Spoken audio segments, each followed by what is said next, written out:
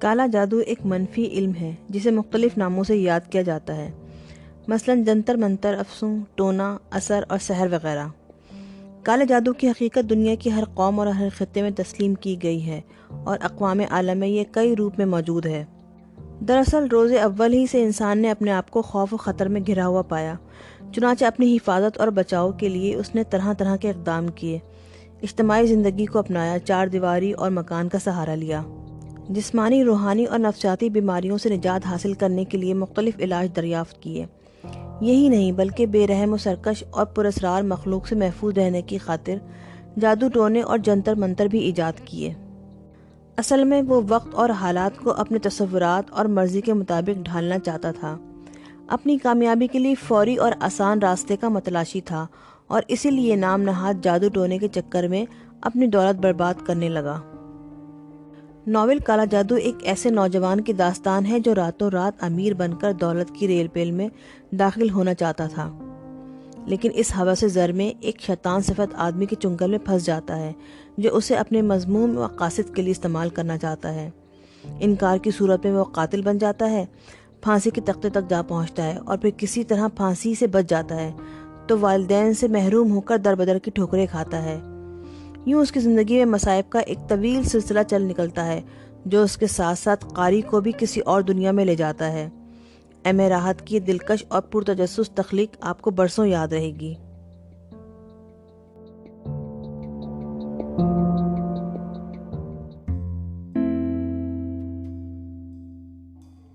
مجھے اپنا مستقبل تعمیر کرنے کے لیے آسان راستوں کی تلاش تھی، اور میرے جیسے کئی ساتھی میرے گرد اکٹھے ہو گئے تھے۔ ہم دوسروں کی محنت پر گزارا کرتے تھے اور ہم سے محبت کرنے والے، ہمیں چاہنے والے، ہمیں ہماری ضرورت کے لیے دیتے رہتے تھے۔ ریس، سٹہ، فلیش، ہر طرح کی شرطیں ہمارا ذریعہ آمدنی تھیں اور ہم انہی میں کمال حاصل کرنے میں کوشاں تھے۔ اس کے لیے طرح طرح کے جتن کرتے تھے۔ رفیق کہتا، کچھ ہونا چاہیے استاد، کوئی لمبا ہاتھ لگ جائے تو پو بارہ ہو جائے۔ لمبا ہاتھ کہاں سے لگے گا؟ کوشش تو کرنا چاہیے، مشکل ہے، بہروپیے ہزاروں ہیں، کام کا کوئی نہیں ملتا۔ یار کوئی چلہ وغیرہ کیا جائے جسے سٹے اور گھوڑے کا نمبر معلوم ہو جایا کرے۔ آسان نہیں ہے، عمل الٹا بھی ہو جاتا ہے، اور پھر ایسا الٹا کرتا ہے کہ کبھی سیدھے نہیں ہو پاتے۔ میں ایک قصائی کی دکان سے گوشت خرید رہا تھا۔ 10 کا گوشت تھا۔ قصائی نے بڑی ہڈی سے گوشت صاف کیا اور پھر ہڈی کو بغدہ مار کر توڑا اور ایک طرف ڈال دیا۔ یہ عمل میں نے بیشتر قصائیوں کو کرتے ہوئے دیکھا تھا۔ اس دن پوچھے بغیر نہ رہ سکا۔ شیخ جی ایک بات تو بتائیے، آپ لوگ اس ہڈی کو توڑ کر کیوں پھینک دیتے ہیں جبکہ دوسری ہڈیوں کے ساتھ آپ ایسا نہیں کرتے؟ میاں جی باپ دادا کی روایت ہوئے ہے، یہ ثابت ہڈی سفلی عمل کرنے والوں کے کام آوے۔ بزرگوں کا کہنا ہے کہ اسے ہمیشہ توڑ کر پھینکنا چاہیے۔ اس سے سفلی ہوتا ہے؟ یہی سنا ہے جی۔ سفلی عمل کیسے ہوتا ہے اور یہ ہڈی کہاں استعمال ہوتی ہے اس بارے میں تو کچھ معلوم نہیں تھا، لیکن اس دن ذہن بھٹک گیا تھا۔ دوستوں سے تذکرہ کیا تو انہیں بھی دلچسپی پیدا ہو گئی۔ ایک جاننے والے بزرگ سے ملاقات ہوئی اور ان سے بھی یہی سوال کیا تو وہ بولے، ہاں میاں، گندے علم تو ہوتے ہیں، ایمان کھونے میں کتنی دیر لگتی ہے، مگر مسلمان بچے ہو ایسی باتوں کے بارے میں سوچنا بھی گناہ ہے۔ سنا اور کان سے اڑا دیا۔ کسی سفلی عمل کرنے والی کی تلاش شروع کر دی۔ میرا شہر بڑا خوبصورت تھا، زندگی سے بھرپور، چھوٹی بڑی عمارتوں، بازاروں اور صنعتوں سے سجا ہوا۔ مشرق میں لہلہاتے کھیت حد نگاہ تک چلے گئے تھے۔ مغرب میں نگاہ کی حد تک خوبصورت پہاڑی ٹیلوں کا سلسلہ شروع ہو جاتا تھا۔ ریس کورس کا میدان اسی سمت تھا اور اسی سمت سے پیر بھاگن کا مزار کا راستہ بھی تھا۔ ریس میں دوڑنے والے گھوڑوں کا مشاہدہ میرا دلچسپ مشغلہ تھا اور اکثر عام دنوں میں بھی اسی طرف نکل آتا تھا، اور اس دن بھی ایسا ہی ہوا تھا۔ دیر تک استبل میں بندھے ہوئے گھوڑوں کی ناز برداریاں دیکھتا رہا، پھر یوں ہی آوارہ گردی کرتا ہوا ٹیلوں کی طرف نکل گیا۔ خاموشی اور سناٹا چھایا ہوا تھا، دور دور تک کسی ذی روح کا وجود نہیں تھا۔ چھوٹے چھوٹے پتھر آواز پیدا کر رہے تھے۔ کافی دور نکل آیا، پھر ایک طرف نظر اٹھی اور ٹھٹک کر رہ گیا۔ وہ انسان ہی تھا، بہت چھوٹے قد کا مالک، سوکھا بدن، گھٹا ہوا سر، اوپری بدن برہنہ، نچلے جسم پر چھوٹی سی دھوتی بندھی ہوئی، گلے میں جینوا پڑا ہوا، آنکھیں بند کیے ہوئے ایک نوکیلے پتھر پہ ایک پاؤں سے کھڑا ہوا تھا۔ دور سے اس کا چہرہ صاف نظر نہیں آ رہا تھا۔ دلچسپی پیدا ہو گئی اور تیز قدموں سے چلتا ہوا اس کے قریب پہنچ گیا۔ مکروسی شکل تھی، بندر کی طرح ابھری ہوئی پیشانی، سانولا رنگ۔ میرے قدموں کی آواز سن کر اس نے اپنا اٹھا ہوا پاؤں نیچے رکھ لیا۔ اطراف میں ایک عجیب سی چران پھیلی ہوئی تھی جو بدبودار تھی۔ وہ مجھے دیکھنے لگا۔ چھوٹی چھوٹی آنکھوں میں عجیب سی شیطانی چمک پھیلی ہوئی تھی۔ مجھے دیکھ کر مسکرایا اور اپنی چھوٹی چھوٹی چمکیلی آنکھوں سے مجھے دیکھتا رہا۔ اس کے چہرے پر پھیلی ہوئی مسکراہٹ بھی شیطانیت لیے ہوئے تھی۔ نہ جانے کیوں مجھے اپنے بدن میں کچھ جھرجھری سی محسوس ہوئی۔ ریڑھ کی ہڈی میں ایک شدید سرد لہر دوڑ گئی۔ کاہے رے چھورا، کاہے ٹکر ٹکر دیکھے ہے؟ اس کی باریک سی آواز ابھری جو اس کی شخصیت سے ہم آہنگ لگتی تھی۔ کون ہو تم؟ میں نے سنبھل کر کہا اور اس کی مسکراہٹ گہری ہو گئی۔ جو کوئی بھی ہیں تیرے کام کے، اس نے مخصوص آواز میں جواب دیا۔ سادھو ہو؟ میں نے اس کے حلیے کو دیکھتے ہوئے پوچھا۔ تجھے کا لگ رہے ہیں؟ اس نے پوچھا اور میرے ذہن میں بجلی سی چمک گئی۔ ہو سکتا ہے یہ سادھو میرے کام آ جائے۔ ذہن میں وہ تمام گندے خیالات جاگ اٹھے تھے جن کے تصور میں دن رات سرگردہ رہتا تھا۔ میں نے نرم لہجے میں کہا، مجھے تمہاری تلاش تھی۔ وہ اپنی جگہ سے ہٹا اور کچھ فاصلے پر پڑے ہوئے 2 پتھروں کے پاس پہنچ گیا اور ایک پتھر کی طرف اشارہ کر کے اس نے کہا، بیٹھ جا، اور میں خاموشی سے بیٹھ گیا۔ تو کا ہماری تلاش تھی تو ہم بھی تیرے ہی لیے یہاں آئے ہیں۔ کیا مطلب؟ میں نے تعجب سے پوچھا۔ وہ خاموش ہو کر مسکرانے لگا، پھر بولا، تجھے ہماری تلاش کاہے تھی بھائی؟ کوئی بات تو ہوے گی نہ تیرے دل میں؟ تم سادھو ہو، مجھے سٹے وغیرہ کا نمبر بتا سکتے ہو؟ یہ بتا سکتے ہو کہ اب کے ریس میں کون کون سے گھوڑے اول آئیں گے؟ وہ اس طرح ہنس پڑا جیسے اسے مجھ سے اسی سوال کی توقع تھی۔ کچھ دیر خاموش رہنے کے بعد بولا، اگر ہم تجھے ایک گھوڑے اور ایک سٹے کا نمبر بتا دیں تو تیرا کا بھلا ہوئی ہے؟ ارے کام کرو سو پکا۔ اگر تجھے زندگی بھر گھوڑے اور سٹے کا نمبر معلوم ہوتا رہے تو کا برائی ہوئے ہے، پر بٹوا ہر کام کرنے کے لیے پہلے محنت کرنا پڑتی ہے۔ میرے دل میں دلچسپی اور تجسس پیدا ہو گیا۔ میں نے اس سے کہا، مجھے کیا محنت کرنا پڑے گی؟ ایک علم ہووے ہے جسے تو اگر سیکھ لے تو سمجھ لے کہ وہ دولت تیرے پیروں میں ڈھیر لگی ہوگی۔ میرا دل دھاڑ دھاڑ کرنے لگا۔ یہ تصور تو نہ جانے کب سے میرے سینے میں پل رہا تھا کہ ایسی کوئی قوت مجھے مل جائے جس سے میں دنیا کا امیر ترین آدمی بن جاؤں۔ میں نے کسی قدر عاجزی سے کہا، اگر تم میرا یہ کام کر دو سادھو بابا تو میں زندگی بھر تمہارے قدموں میں رہوں گا۔ اپنا کام تجھے خود ہی کرنا ہوے گا بٹوا۔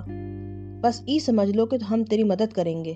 تو بس یوں سمجھ لو کہ میں آج سے تمہارا چیلا۔ وہ پھر اسی انداز میں ہنسنے لگا، پھر بولا، مگر ایک بات پکی کرنی ہوگی تجھے، جو ہم کہیں گے وہ کرے گا، نہیں تو تیرا نقصان ہو جائے گا۔ میں وعدہ کرتا ہوں جو تم کہو گے وہی کروں گا۔ تو پھر ٹھیک ہے، ابھی ہم کئی دن یہاں رہیں گے۔ تو کسی اور کو ہمارے بارے میں مت بتانا ورنہ ہمیں پتہ چل جائے گا اور پھر ہم تجھے یہاں نہ ہی ملیں گے۔ نہیں بتاؤں گا۔ تو پھر سن، ایک ہڈی لانی ہوگی تجھے عمل کرنے کے لیے۔ وہ ہڈی جانور کے بازو میں ہووے ہے، ثابت لانی پڑے گی، کہیں سے ٹوٹی پھوٹی نہ ہو۔ مجھے ایک دم شیخ جی کی بات یاد آ گئی تھی اور اس وقت اس بات کی تصدیق ہو گئی تھی۔ میں نے کہا، کیا تم سفلی عمل کرو گے سادھو بابا؟ اب تو ہمارے کان مت کھا۔ جو کچھ ہم کریں گے وہ تیری آنکھوں کے سامنے ہی ہوگا۔ پر ایک بات پھر کہیں گے تجھ سے، بات کریو سو پکی۔ ہم کچی بات کرنے والوں کو چھوڑتے نہیں ہیں۔ میں بھی پکی ہی بات کرتا ہوں سادھو بابا۔ نام کیا ہے تمہارا؟ بس جو نام تو نے رکھ لیا وہی ہے۔ یہ ہڈی تو کب لائے گا؟ کل ہی۔ تو ٹھیک ہے، کل ادھر آ جائیو، ہم انتظار کریں گے۔ بس اب جا۔ میں خاموشی سے پتھر سے اٹھ گیا اور گردن جھکا کر واپس چل پڑا۔ دل کی کیفیت عجیب ہو رہی تھی، پاؤں لرز رہے تھے۔ ایک طرف ہلکا سا خوف بھی دل میں تھا اور دوسری طرف بے پناہ مسرت کا احساس بھی۔ واقعی اگر کوئی مجھے ایسی مستقل قوت حاصل ہو جائے تو پھر دنیا دیکھے گی کہ میں کیا بن گیا ہوں۔ خصوصی طور پر اس بات کو دل میں چھپائے رکھا اور اس بات کے منصوبے بناتا رہا کہ ہڈی کے حصول کے لیے کیا کرنا چاہیے، اور ایک ہی ترکیب سمجھ میں آئی۔ چنانچہ دوسرے دن گوشت مارکیٹ گیا اور اچھی خاصی مہنگی قیمت پر جانور کا پورا دست حاصل کر لیا، کیونکہ قصائی ہڈی توڑے بغیر نہ دیتا اور بات عام ہو جاتی۔ اس کے بعد اسے کاغذ میں لپیٹ کر کندھے پہ رکھے ہوئے اپنی منزل کی جانب چل پڑا۔ ایک جگہ ٹیلے کے قریب بیٹھ گیا اور پہرے سے ساتھ لائی ہوئی تیز دھار چھری کی مدد سے اس ہڈی سے گوشت صاف کرنے لگا۔ یہ کام مشکل ترین تھا اور اسے صاف کرتے ہوئے طبیعت جھک ہو گئی تھی، لیکن لگن کام کر رہی تھی اور بڑی مشکل سے وہ صحیح سالم ہڈی نکالنے میں کامیاب ہوا۔ اوپر چیلیں منڈا رہی تھیں اور گوشت پر جھپٹا مارنے کے لیے نیچے پروازیں کر رہی تھیں۔ کئی بار انہیں بھی اڑانا پڑا۔ جب صاف ستھری ہڈی نکل آئی اور میں تھک کر پسینہ پسینہ ہو گیا تو اپنی جگہ سے اٹھا اور تیزی سے وہاں سے دور ہو گیا۔ میرے ہٹتے ہی چیلوں کے غول گوشت پر جھپٹے مارنے لگے۔ میں برق رفتاری سے اسی جانب جا رہا تھا جہاں سادھو مجھے ملا تھا۔ وہ اسی جگہ پر موجود تھا۔ مجھے دیکھ کر اس طرح مسکرایا جیسے اسے میرے آنے کا یقین ہو، اور پھر اس نے بڑی چاہت سے وہ ہڈی اپنے ہاتھ میں لے لی، دونوں ہاتھ فضا میں بلند کیے، آنکھیں سورج پہ گاڑ دیں اور نہ جانے کیا بڑبڑاتا رہا۔ دیر تک اسی عمل میں مصروف رہا اور اس کے بعد اس نے وہ ہڈی ایک پتھر پہ رکھ دی اور مجھ سے بولا، اب تو کل شام ڈھلے ہمارے پاس آنا، پرسوں جمعرات ہے نا؟ ہاں، کل ضرور آ جانا ورنہ پھر تجھے ایک ہفتے انتظار کرنا پڑے گا۔ کس وقت آؤں میں تمہارے پاس؟ کوئی 6 بجے، اس نے جواب دیا اور میں نے گردن ہلا دی۔ وہ بولا، جا بھاگ جا، زیادہ دیر رکنا اچھا نہیں ہوگا۔ میں وہاں سے واپس چلا گیا۔ بس یوں لگ رہا تھا جیسے میرا کام بننے ہی والا ہے۔ یار دوستوں سے ملاقات بھی ہوئی لیکن یہ کوئی بتانے والی بات نہیں تھی۔ ویسے بھی مجھے اس کے لیے منع کر دیا گیا تھا۔ اگر انہیں بتا دیتا تو وہ سب بھی سادھو کے بابا کی طرف دوڑ پڑتے۔ لیکن بڑی بے چینی ہو رہی تھی اور تجسس بھی تھا۔ دوسرا دن بھی نہ جانے کس طرح کاٹا۔ تیار ہوا اور جیسے ہی 4:30 بجے گھر سے نکل آیا۔ سادھو بابا کا خیال دل میں تھا۔ وقت گزارتا رہا اور مقررہ وقت پر وہاں جا پہنچا۔ سادھو کے سامنے اس وقت نہ جانے کیا الا بلا رکھی ہوئی تھی۔ ایک طرف چھوٹی چھوٹی لکڑیاں آپس میں جوڑ کر رکھی ہوئی تھیں اور ان میں مدھم مدھم آگ سلگ رہی تھی۔ وہی چران اور بدبو فضا میں پھیلی ہوئی تھی جو پہلے دن میں نے محسوس کی تھی۔ ایک عجیب سا طلسمی ماحول تھا۔ بوڑھے سادھو نے مجھے دیکھ کر اپنے مخصوص انداز میں مسکراتے ہوئے کہا، میں نے اپنا کام کر لیا ہے، اب تیرا کام باقی ہے۔ مجھے بتاؤ سادھو بابا، مجھے کیا کرنا ہے؟ پہلے وعدہ کر کہ میں جو کہوں گا وہ تو ضرور کرے گا۔ یہ وعدہ تو میں پہلے ہی کر چکا ہوں بابا جی۔ تو پھر رک، سادھو نے کہا اور اپنی جگہ سے اٹھ کر عقب کے پہاڑی ٹیلے کے پیچھے پہنچ گیا۔ وہاں سے واپس آیا تو اس کے ہاتھ میں نہ جانے کس چیز سے بنا ہوا ایک بدحیت انسانی شکل کا پتلا تھا۔ اس نے یہ پتلا میری طرف بڑھاتے ہوئے کہا، اسے اپنے لباس میں چھپا لے۔ میں نے اس کی ہدایت پہ عمل کیا۔ بڑی کراہیت کا احساس ہوا۔ پتلا لدہ اور بدبودار تھا۔ اس میں عجیب سی ٹھنڈک تھی لیکن میں نے کسی بات پر توجہ نہیں دی۔ سادھو نے مجھے دیکھتے ہی کہا، اب تو یہاں سے پیر بھاگن کی مزار پر جائے گا۔ سیڑھیاں طے کر کے اوپر جانا اور قبر کے پیچھے جو 3 طاق بنے ہوئے ہیں ان میں سے بیچ کے طاق میں یہ پتلا رکھ دینا۔ بس یہی تیرا کام ہے، بعد میں سب ہمارا کام ہوگا اور تیرے مزے ہی مزے ہوں گے۔ پیر بھاگن کے مزار پر؟ میں نے سہم کر کہا۔ دل کے کسی گوشے میں کچھ ایمان باقی تھا۔ پیر بھاگن سے بچپن ہی سے عقیدت تھی اور ساری آوارگیوں کے باوجود ان کا احترام دل میں تھا۔ اس کی وجہ شاید اس مزار سے منسوب کہانیاں تھیں۔ ای کام اب تجھے کرنا ہے، اس سے منہ موڑے گا تو ای دنیا تہار واسطے نرک بن جائے گی۔ جا جلدی کر نہیں تو رات ہو جائے گی۔ میں لرزتے قدموں سے واپس مڑا۔ دل کی کیفیت عجیب ہو رہی تھی۔ اگر پیر بھاگن کے مزار کا معاملہ نہ ہوتا تو میں خوشی خوشی اس کے ہر حکم کی تعمیل کرتا، مگر نہ جانے کیوں دل کو ایک جرم کا احساس ہو رہا تھا۔ یوں لگ رہا تھا جیسے میں کوئی غلیظ اور ناپاک شے اس مقدس جگہ لے جا رہا ہوں۔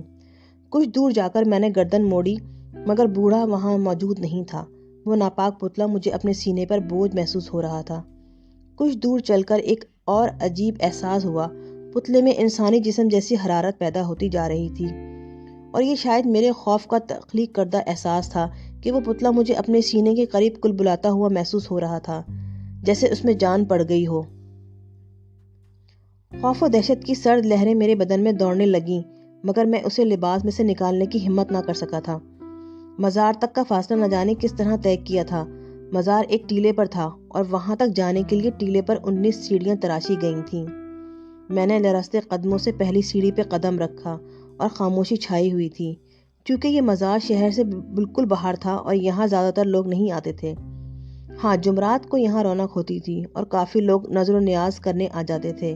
عام دنوں میں بس چند مجاور یا ملنگ یہاں موجود رہتے تھے۔ میں سہما سمٹا سیڑھیاں طے کرنے لگا۔ دماغ میرا ایک ہیجانی کیفیت کا شکار تھا اور بدن میں اینٹھن سی ہو رہی تھی۔ پاؤں مسلسل اوپر اٹھ رہے تھے اور میں بلندی پر پہنچتا جا رہا تھا۔ اچانک ہی ایک انوکھا احساس ہوا، یہ 19 سیڑھیاں تو اب طے ہو جانی چاہیے تھیں۔ گردن اٹھا کر اوپر دیکھا تو دم بخود رہ گیا۔ مزار اتنا بلند نظر آیا کہ ہوش ہی اڑ گئے۔ یہ 19 سیڑھیاں 1900 سیڑھیاں بن گئی تھیں۔ خوف کے مارے پلٹ کر نیچے دیکھا تو جان سی نکل گئی تھی۔ زمین سینکڑوں فٹ نیچے نظر آ رہی تھی۔ بدن پر شدید کپکپاہٹ طاری ہو گئی۔ سوچنے سمجھنے کی توفیق سلب ہوتی جا رہی تھی۔ یہ کیا ہو گیا؟ یہ سب کیسے ہو گیا؟ بے شمار بار اس مزار پہ آیا تھا، مگر یہ اتنا اونچا تو کبھی بھی نہیں تھا۔ اوپر نظر ڈالتا تو سیڑھیاں آسمان پر گم نظر آتی، نیچے دیکھتا تو خوف سے آنکھیں بند ہونے لگتی۔ ہمت کر، چڑھتا جا، پہنچ جائے گا۔ میرے کانوں میں وہی منحوس باریک سی آواز ابھری اور میں اچھل پڑا۔ میں نے اپنے ارد گرد دیکھا، یہ آواز کہاں سے آئی ہے؟ پھر اس کا مخرج علم میں آیا۔ میرے سینے کے قریب لباس میں پوشیدہ پتلا بول رہا تھا۔ رہی سہی کسر پوری ہو گئی۔ میرے حلق سے کئی دہشت بھری چیخیں بلند ہوئیں اور میں پلٹ کر نیچے بھاگا۔ میرے سینے کے قریب شدید ہلچل پیدا ہو گئی۔ پتلے کے ننھے ننھے نوکیلے دانت میرے سینے پہ چبھ رہے تھے۔ وہ مجھے روکنے کی جدوجہد کر رہا تھا اور اس کی چپکی ہوئی باریک آواز مجھے سنائی دے رہی تھی۔ او پاپی، او مورکھ، کیا کرے ہے؟ تیرا ستیہ ناس، بنا بنایا کام بگاڑے دے رہا ہے۔ ارے سنبھل، رک، ڈرنے کی ضرورت نہ ہے، ہمت سے چل، اوپر پہنچ جائے گا۔ مگر میرے قدم نہ رک پائے۔ مزید حیرت ناک بات یہ ہوئی کہ پہلے مجھے زمین جتنی نیچے نظر آ رہی تھی اب اتنی نیچے نہیں رہی۔